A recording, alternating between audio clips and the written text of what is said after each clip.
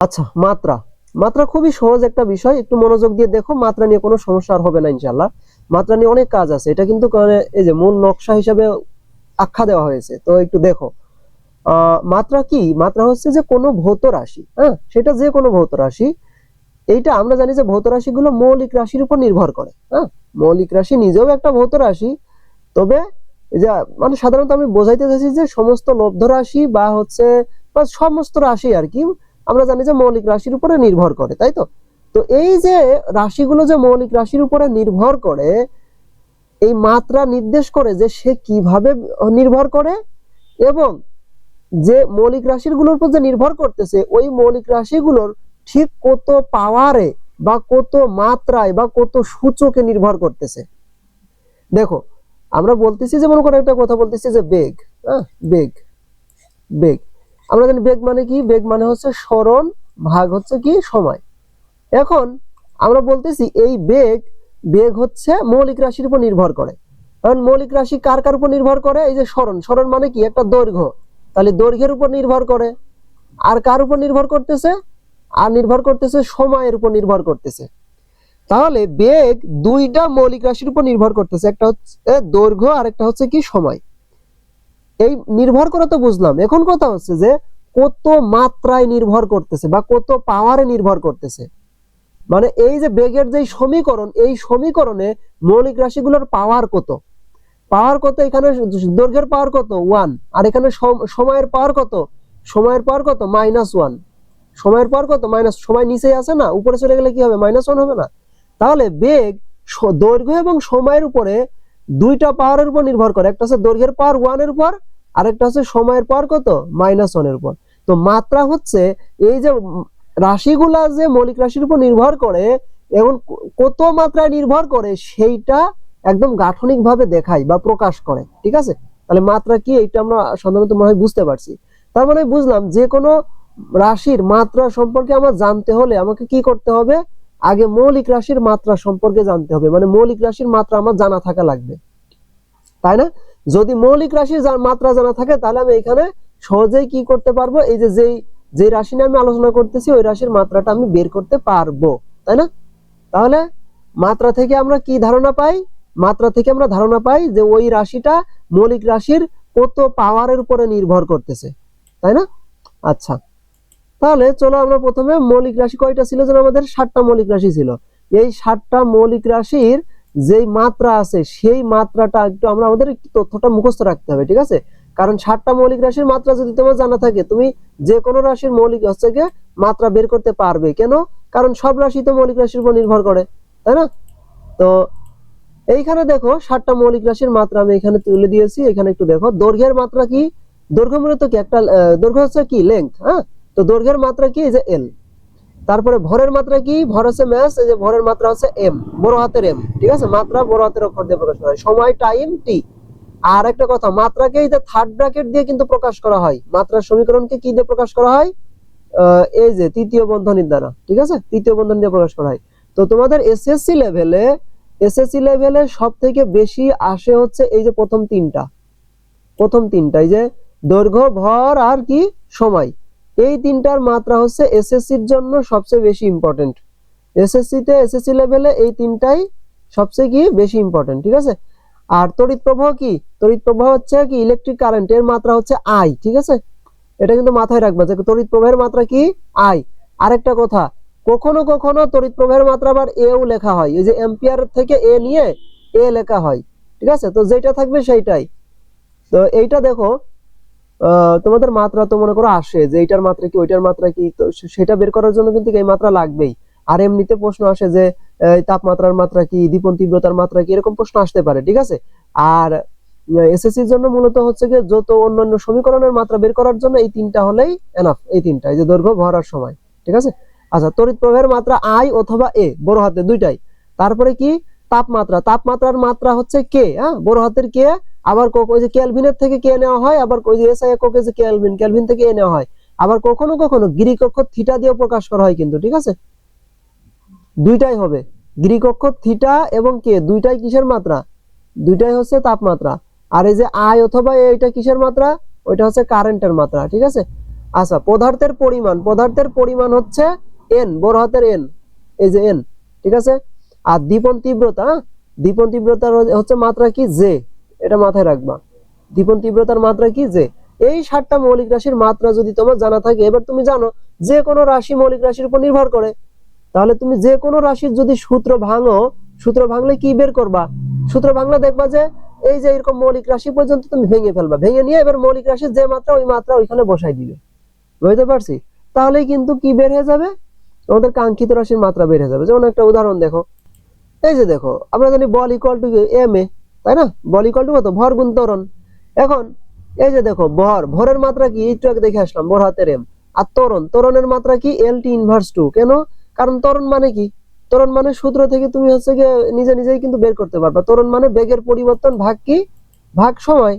তো বেগের পরিবর্তন মানে কি, একটা বেগ না? বেগের পরিবর্তন মানে কি, একটা বেগ, তো তাই না? তাহলে ত্বরণ ইকুয়াল টু বেগের পরিবর্তন ডেল ভি ভাগ কি, ডেল ভি ভাগ ডি।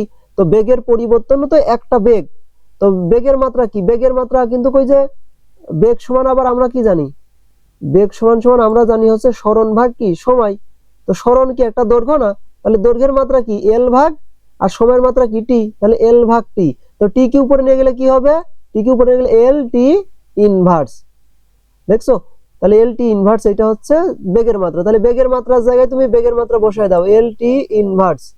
এই যে দেখো, হ্যাঁ, এল টি ইনভার্স। আর এই যে নিচের টি যদি উপরে নিয়ে যাও তাহলে কি হবে, আরেকটা টি ইনভার্স উপরে চলে যাবে, টি ইনভার্স আরো একটা উপরে চলে যাবে, তাহলে কি হবে, এল টি ইনভার্স 2। এটা কিসের মাত্রা, এটা হচ্ছে ত্বরণের মাত্রা, তাই তো? এই যে দেখো, ত্বরণের মাত্রা এল টি ইনভার্স 2। আর ভরের মাত্রা কি, ভরের মাত্রা হচ্ছে এম। তাহলে এই যে বলের মাত্রা কি হবে, এম এ। এই যে এম আর এই যে এ, এই দুইটা কি হবে, গুণ হবে। তাহলে এম এল টি ইনভার্স কত, 2। তাহলে এইভাবে তোমার যদি 7টা মৌলিক রাশির মাত্রা জানা থাকে, তুমি যে কোনো ফর্মুলাকে একদম ভাঙতে মৌলিক রাশি পর্যন্ত নিয়ে যাবে, নিয়ে গিয়ে মৌলিক রাশিগুলোর মাত্রা বসাই দিবে, তাহলে হয়ে গেল। তাহলে তুমি এখন বলতে পারবা যে এইখানে যে ভর, এই ভর হচ্ছে কোন কোন মৌলিক রাশির উপর নির্ভর করে, ভর, তারপরে কি সরণ, ভর, দৈর্ঘ্য আর সময়, এই 3টার উপরে বল নির্ভর করে। এবং কি মাত্রার উপর নির্ভর করে, ভরের মাত্রা কত, 1। এখানে ভরের মাত্রা 1, দৈর্ঘ্যের মাত্রা কত, 1, মাত্রা মানে পাওয়ার। আর এই যে সময়ের মাত্রা কত, -2। তাহলে এই যে পাওয়ার, এই পাওয়ারের উপরে নির্ভর করে, ঠিক আছে? তাহলে প্রথমে আমরা যে কোনো রাশির মাত্রা বের করতে হলে তার সূত্রটা লিখে নিব, তারপরে কি করব, ওইটাকে মৌলিক পর্যন্ত ভেঙে নিব, একদম মৌলিক রাশি পর্যন্ত আমি ভাঙতে থাকবো। যখন আমি মৌলিক রাশি পেয়ে যাব, সেখানে মৌলিক রাশির মাত্রাগুলো বসাই দিব।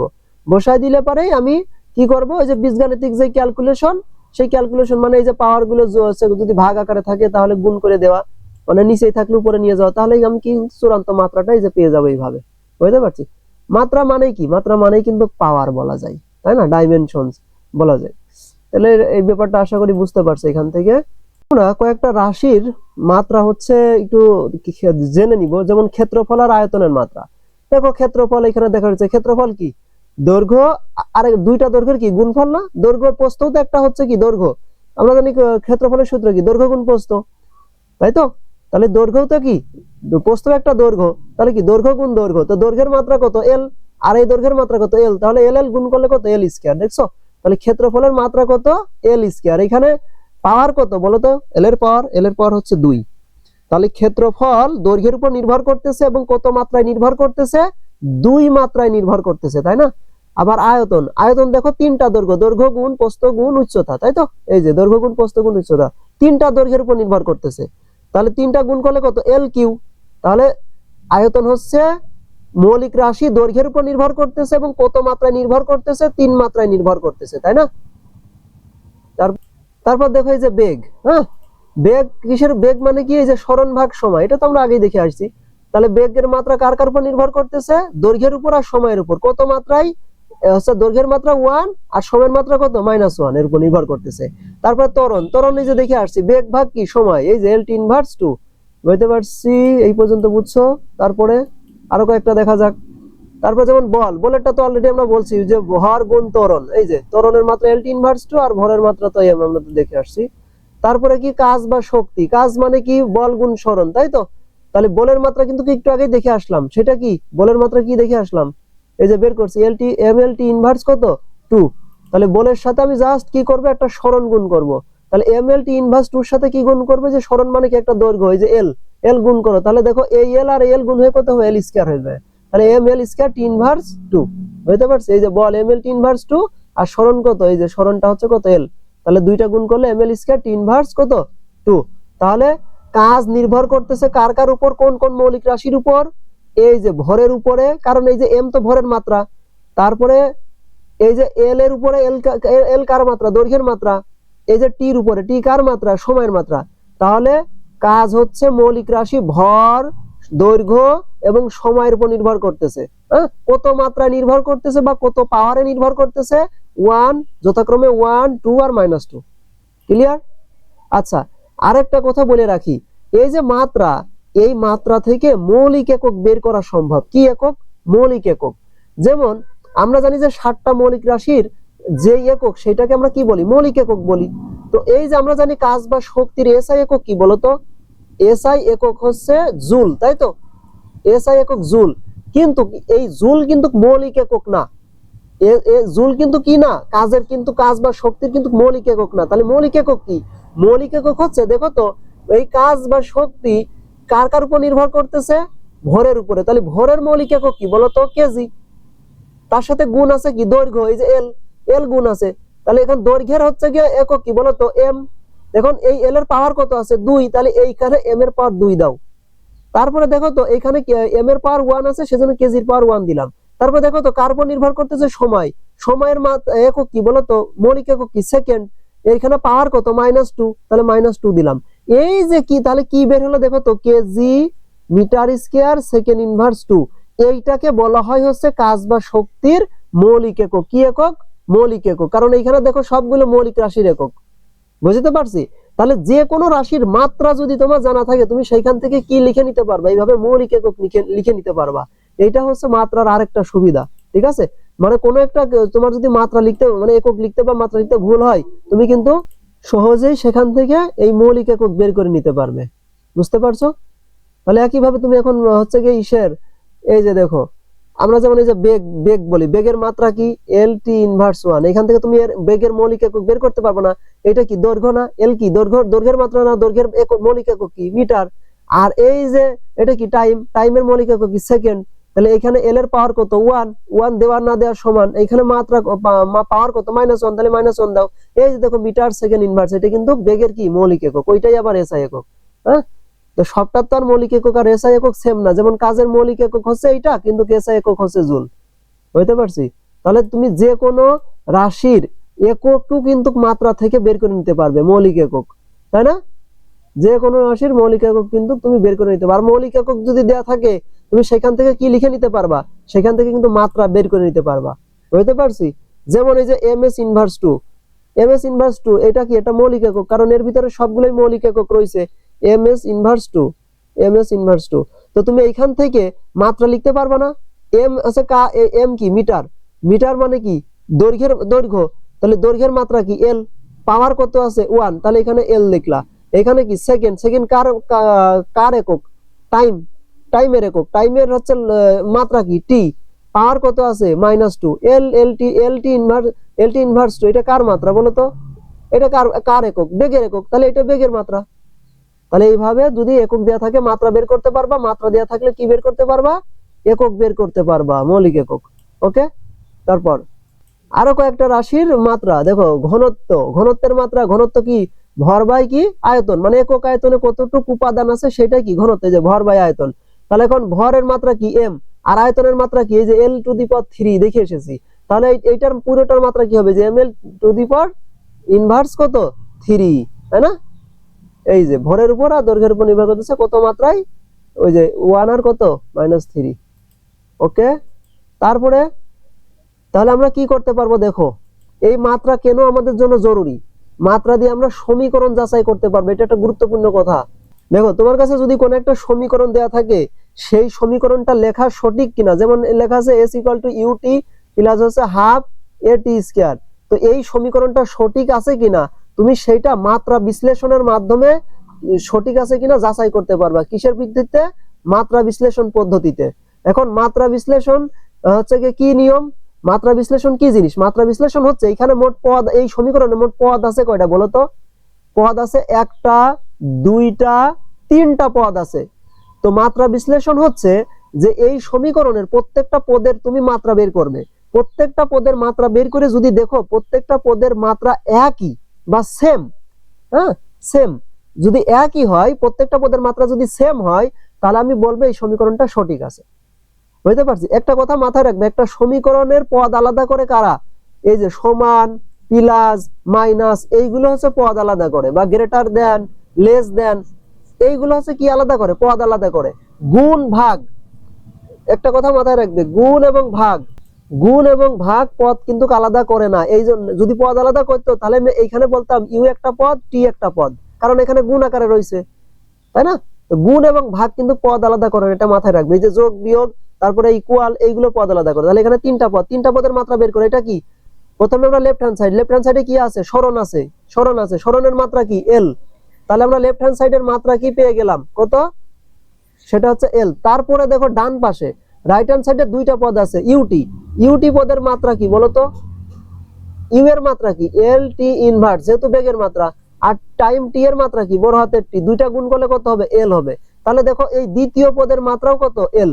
তারপরে দেখো এ এ টি হচ্ছে স্কয়ার। একটা কথা মাথায় রাখবে, ধ্রুবক সংখ্যার সংখ্যার কোনো মাত্রা থাকে না। তাহলে এখানে যে হাফ আছে, হাফের কোনো মাত্রা নেই, ঠিক আছে?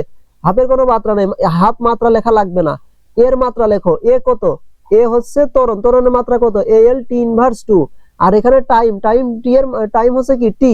এর পাওয়ার কত আছে? 2 আছে। এখন দুইটা গুণ করো, কত হবে? দেখো এল হবে। তাহলে দেখো তিনটা পদের মাত্রাই কত? এল। তো এইভাবে যদি কোনো সমীকরণের প্রত্যেকটা পদের মাত্রা যদি সেম হয়, তাহলে আমরা বলবো ওই সমীকরণটা লেখা সঠিক আছে, ঠিক আছে? এইটাকে বলা হয় মাত্রা যাচাইকরণ বা সমীকরণ যাচাইকরণ বা মাত্রা বিশ্লেষণ পদ্ধতি। হ্যাঁ, খতে এরকম প্রশ্ন, খতে এরকম প্রশ্ন আসতে পারে। তাহলে সূত্র মুখস্থ না করে আমি এর ভিতরের যে সম্পর্ক সেটা আমরা কিন্তু বুঝতে পারবো যে এরা কিভাবে সম্পর্কিত। তারপরে এখানে এই সমীকরণটা সঠিক না ভুল সেটা যাচাই করতে পারবো, তাই না? এবং মৌলিক রাশি, কোন রাশি কি কি মৌলিক একক দিয়ে গঠিত সেটাও কিন্তু আমরা এই মাত্রা থেকে বুঝতে পারি বা একক থেকে বুঝতে পারি, তাই না? আচ্ছা, তারপর দেখো এই যে এখানে চারটা হচ্ছে রাশির মাত্রা দেওয়া আছে। এই চারটা রাশি কিন্তু এসএসসির জন্য খুবই ইম্পর্টেন্ট, ঠিক আছে? এসএসসির জন্য খুবই গুরুত্বপূর্ণ, এটা একটু দেখে নিও। তাহলে আমরা যা শিখলাম একটু এক নজরে চোখ বোলাই। সেটা কি? মাত্রা হলো রাশির মৌলিক কাঠামো। কোন একটা রাশির ভিতরে কি কি মৌলিক রাশি আছে এবং কত পাওয়ারে আছে সেইটা এই মাত্রা থেকে বোঝা যায়। তারপরে কি? তিনটা প্রধান গাঠনিক একক কি কি? দৈর্ঘ্য, ভর, সময়। এই তিনটা আমাদের এই যে এসএসসি লেভেলে খুবই গুরুত্বপূর্ণ। এই তিনটা দিয়ে সাধারণত যত আছে সূত্রগুলো তার মাত্রা আমি বের করতে পারবো এই তিনটা দিয়ে। তারপরে কি আছে? মাত্রা বের করার মূল মন্ত্র। মাত্রা বের করার মূল মন্ত্র কি? এই যে এইগুলো জাস্ট হচ্ছে সূত্র দিয়ে সূত্রে খালি বসায় দেওয়া, তাই তো? আচ্ছা, এখন তোমাদের এই যে মাত্রার একটা স্লাইড দেখাই, মাত্রার হচ্ছে সংজ্ঞার যে স্লাইডটা সেটা একটু দেখাই দিই। সেটা হচ্ছে যে এই যে মাত্রা হলো কোন ভৌত রাশি কোন কোন মৌলিক রাশির উপর নির্ভর করে এবং কত ঘাতে নির্ভর করে তা প্রকাশ করার কি? তা প্রকাশ করার পদ্ধতি। বুঝতে পারছি? ওকে, তাহলে নেক্সট আমরা হচ্ছে পরিমাপের যন্ত্রপাতিতে দেখি, পরিমাপের যন্ত্রপাতি নিয়ে আলোচনা করি।